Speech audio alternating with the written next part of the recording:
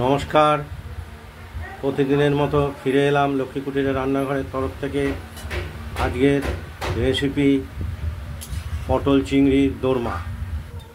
প্রথমে আমরা চিংড়িটাকে কড়াইতে ফ্রাই করে নিলাম। ফ্রাই হয়ে গেছে।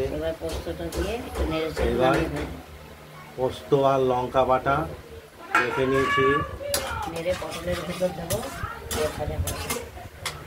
এই শিলে আমরা বেটে নিয়েছি। এটা কড়াইতে শুকনো করে নিয়ে কড়াইতে একটু শুকনো করে নিচ্ছি। এটা দিয়ে আমরা পটলের পুর হিসাবে চিংড়ি আর পোস্তর পটলের ভেতরে চিড়ে দিয়েছি, সেটার ভেতরে ব্যবহার করব, ভাজা করব, গাও মাখা করবো পোস্ত।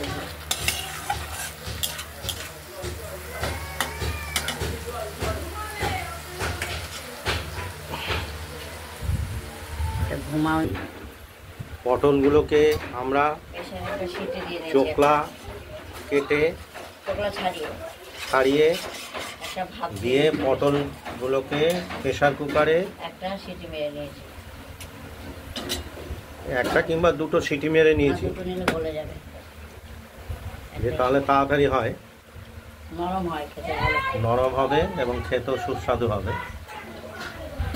এবার এই পটলগুলোকে আমরা তুলে ফেলবো প্রেসার কুকার থেকে।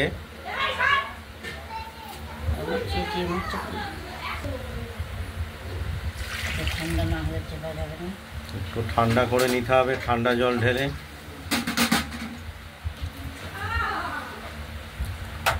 আমরা পোস্ত লঙ্কা বেটে রেখেছি, কিছুটা চিংড়ি মাছের সঙ্গে দিয়েছি।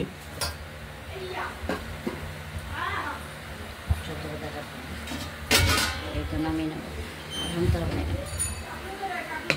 এগুলো নামিয়ে নেবো। পটলের ভেতর পটলের পুর হিসাব ব্যবহার করব চিংড়ি মাছ পোস্তটা।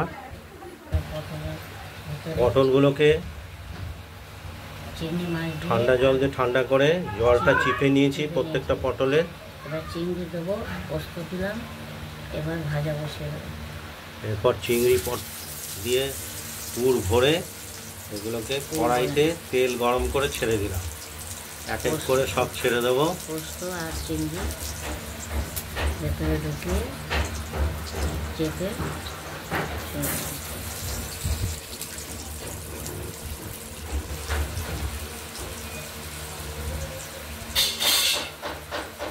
কী করবো, কোথায় ফাঁকা দিয়ে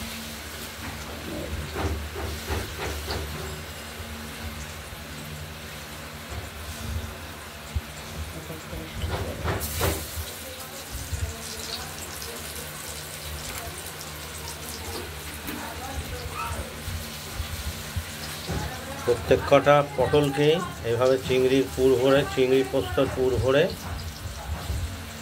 আমরা ভাজা করে নেব। পটলের দোরমা বলে, এটাই তৈরি হবে পটলের দোরমা।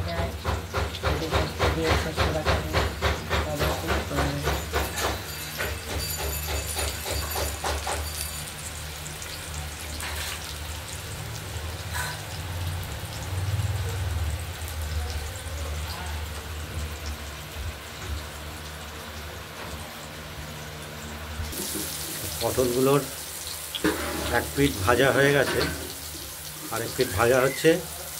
এরপর যে পোস্তটা ছিল সেটা দিয়ে গা মাখা করব।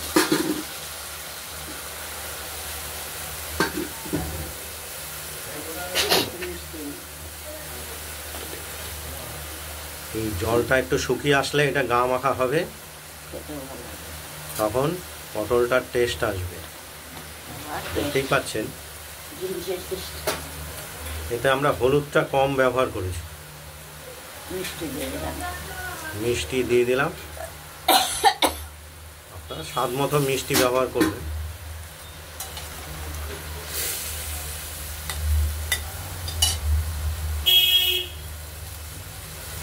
চিংড়ি মাছ দিয়ে চিংড়ি মাছ আর পোস্ত দিয়ে ভেতরে ভরে ভেজে পটলের আবার বাইরে গায়ে দোরমা দিয়ে, তৈরি হলো। আবার গায়েও আর একটু যাতে খেতে স্বাদ। জলটা শুকিয়ে এলে পটলের দোরমা কমপ্লিট।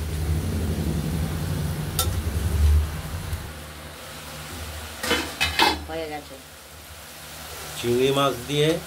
চিংড়ি মাছ আর পোস্ত দিয়ে পটলের দোরমা রেডি হয়ে গেছে। আমরা নামিয়ে ফেলবো। নামিয়ে ফেললাম, নামানো হয়ে গেছে। রেডি হয়ে গেছে।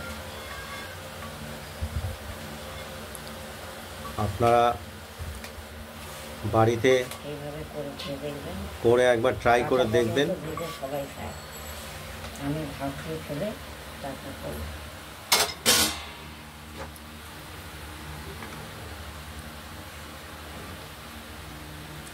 একদম খেতে খুব সুন্দর লাগে। খেতে খুব সুন্দর লাগে।